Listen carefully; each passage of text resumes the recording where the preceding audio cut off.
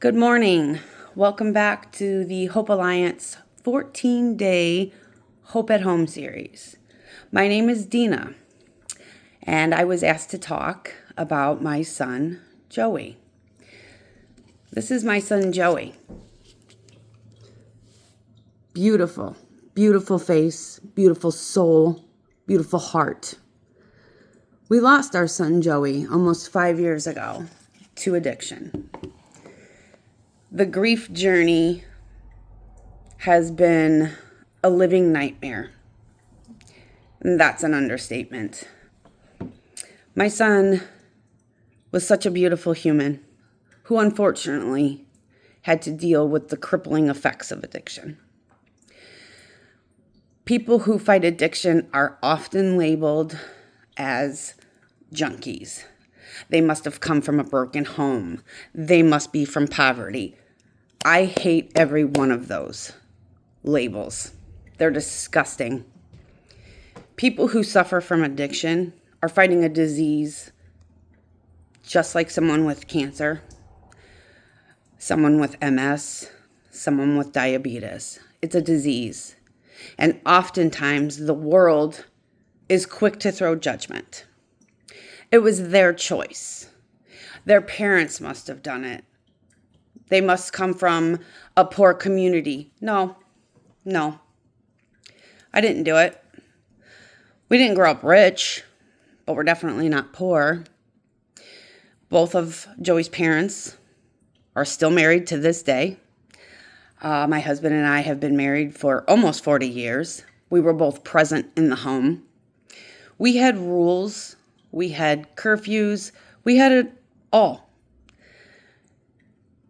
My son, unfortunately, had the disease. And unfortunately, he lost his battle. I could talk for days, for weeks, for months about my son. I never stopped talking about my son. I refuse to stop talking about my son. But what I will talk about is the effects of grief. We fought with Joey through his addiction. We did all the things we thought we were supposed to do. I'm not saying we did everything right because I don't know that anybody can do anything right with something like this, but we definitely tried. We did everything we could to the best of our means.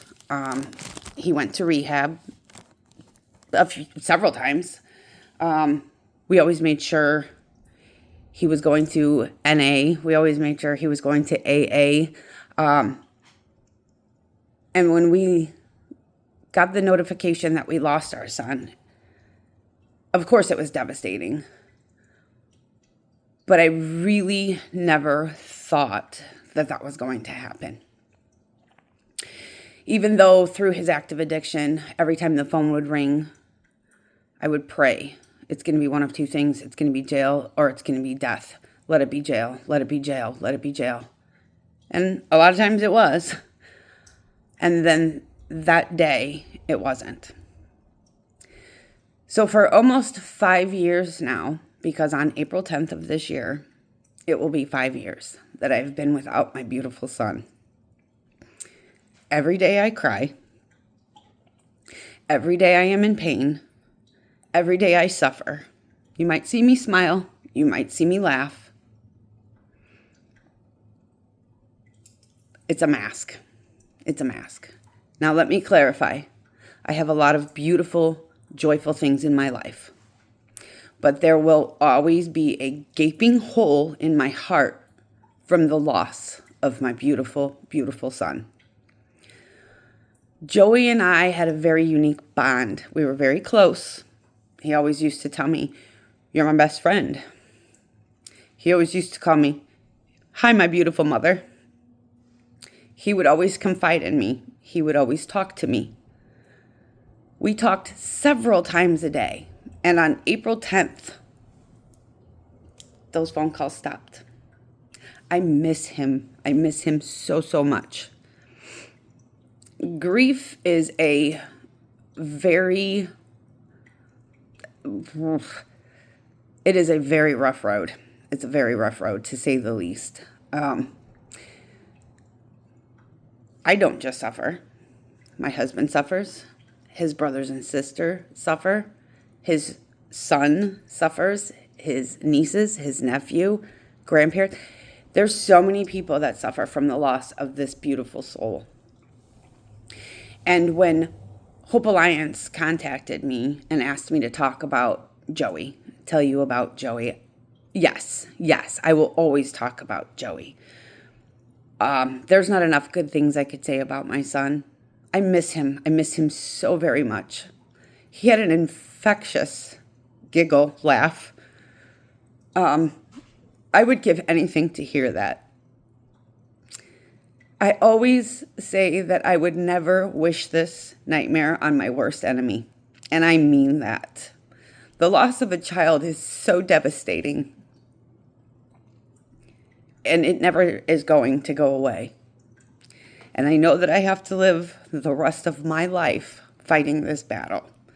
Just like Joey had to live his life fighting the battle of addiction. It's an unfair, ugly card that people are dealt. And oftentimes, people who are fighting addiction are labeled in the most disgusting way. And it makes me so angry. I hate the word junkies. I hate hearing people say, well, it was their choice. Addiction is a disease, just like diabetes, just like cancer, just like MS. It's a disease. People don't choose to be addicts. I don't believe that. I don't believe that at all. And I would venture to say that medically it's known. It's a disease. So when I saw what Hope Alliance was doing, the fact that they're willing to go out with Narcan, please continue to go out with Narcan. Don't be ashamed to carry Narcan. I carry it. My husband carries it. If I'm just going to say, heartless person that was with my son the day he passed away would have used Narcan, my son might still be here today. But you are a coward and you left him to die on the floor. I am a firm believer in pushing Narcan that can save someone's life. It can save torture for their family for the rest of their lives. I wish Narcan would save people from every drug out there. Unfortunately, it doesn't, but I wish it did. So when I hear people bad-mouthing establishments like Hope of a Line, why are they getting free Narcan? Why don't people get free chemotherapy? How about if we're just glad that someone can get help? I wish there was free chemotherapy. I wish there was free insulin, but unfortunately, the world that we live in, that doesn't happen. But there is free Narcan. Carry it. You don't know when you're going to come across someone who could be in need of it. You could save someone's life. You could save someone from leaving this world and probably having so much to offer, because I know 9.5 times out of 10, someone who's in addiction is a beautiful soul. There's some turkeys out there, but there's turkeys out there in every aspect of life. But every person that I have met through my son's journey, after losing my son, they've all been such beautiful souls. I would save any one of them. And if I can carry Narcan in my purse and squirt it up somebody's nose and let them continue to live on this earth where they belong, you bet your damn soul I'm going to do it. So now I'll talk about Joey. Joey was 30 years old when we lost him. And I vowed that day to never stop saying his name. I will never stop talking to him. I talk to him every day. You think I'm crazy? I don't care. I talk to my son. I miss my son. I write to my son every day in a journal. I kiss my son's picture every day. I kiss my son's urn filled with his ashes every day. It's not what we're supposed to do. My son should be sitting right here next to me, getting ready for Christmas with the rest of us. And I would give my left arm and my right arm to not see another parent have to go through this. Joey could not have been a more kind person. I don't want to say was. I am so proud of him. He would have given anybody the shirt off of his back. Anybody. A stranger, a friend, anyone. He's a good person who suffered through life battling this crap. And if this stigma can be broken, if we can save these beautiful people from having to battle this crap, please, let's just all band together and try to do this. Joey has a son who is he's almost 15. And obviously 5 years ago, he was 10 when his dad passed away. And at his father's funeral, this little sweet 10-year-old stood up and said, "Well, I can't say too much except for my dad was my best friend."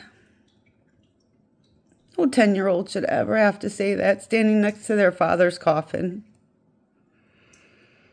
This can be fixed. There's so much medical and scientific research out. This can be fixed. But while we're waiting for it to be fixed, let's all continue to fight it together. You don't have to know someone to save their life. And ironically, my Joey shot Narcan up someone's nose and saved their life years ago. And if the person that he was with that day would have done the same thing, 2 seconds, squirt, squirt, you could take off. I've said from that day, why didn't she pick up his hand and use his finger on his phone to dial 911? My son might still be here. But instead, the world's too worried about themselves. The world's too worried about getting in trouble. The world's too worried about throwing judgment. Let's not do that. Don't ever be ashamed of someone you love, or yourself for that matter, if addiction is a fight. There's no need to be ashamed. I'm not ashamed of my son. I never was. People oftentimes ask me how I lost my son. And I answer honestly. My poor boy battled addiction for years and unfortunately lost his battle. I'm not ashamed. The only thing that let me rephrase that. Not the only thing. One of the battles that I have now is I'm his mom and I couldn't fix this. Moms are supposed to be able to fix things for their children, and I couldn't fix this. And that will haunt me for the rest of my life. And I know that it shouldn't, because God knows I did everything that I possibly could. But in my heart, my mind, I failed. I failed my son. He would stand here and say, "No, the hell you didn't, Mom." He knew I was there for him. He knew his dad was there for him. He knew his brother and his sister were. He knew we all were there for him. But sadly, we couldn't fix it. And as Christmas rolls around, anybody who's going through grief knows that for some reason, these stinking holidays add an extra thick layer to your grief. Not that your every regular ass day isn't hard enough as it is. But the holidays just seem to have that little razzle-dazzle for you. But as we prepare, my prayer for anyone out there who's suffering from addiction, please don't ever give up. Anyone whose family maybe will hear this, please don't ever give up on them. Please always be there for them. Please always tell them you love them, because that is one thing I can confidently walk away with. My son knew I loved him, because every stinking lousy time I talked to him, that's what I said. I love you. He still hears me say it. I miss the boy. I miss the boy tremendously. There's no word really to even describe how much I miss my son. I'm so grateful for memories, for videos, for pictures, for voice messages, because I can still hear his voice. And as a mother, I think we all know that a mother will give anything to spare her child's life. And I absolutely would have stepped in front of that moving train if I could have. And he would still be here. A little bit about Joey. I know I already told you he was a great person, a great soul. I can't say that enough times. He was funny. He made me laugh. He made me laugh all the time. I can hear his voice. I can hear that infectious laugh I talked about. And I pray to God that I can always hear that in my ear.